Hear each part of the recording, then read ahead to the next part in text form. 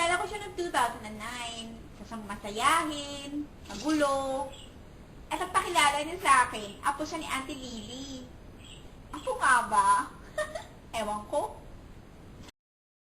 Doon ko siya nakilala sa isang place sa Denmark na hindi ko ine-expect na magiging isang malaking parte ng buhay ko.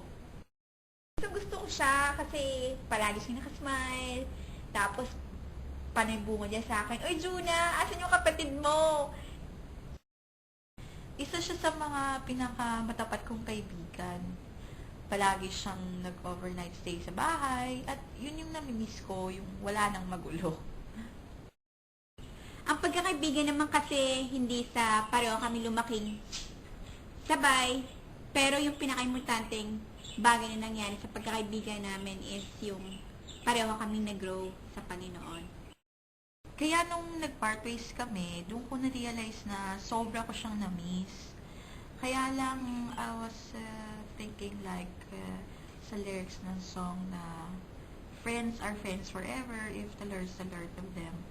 Kaya, keep in touch na lang kami sa prayers at alam ko na kahit we're far away from each other, alam ko na we'll always be the best of friends. Sino siya? Sino ba siya? Siya na ba? Siya nga! Eh di si Rhea! Ngayon lang namin gagawin to kasi birthday mo. So, this song is for you. Think about His love. Think about His goodness. Think about His grace that brought us through. For as high as the heavens above, so great is the measure of our Father's love. Great is the measure of our Father's love. Happy birthday, Rhea! Bisana Day! Love you!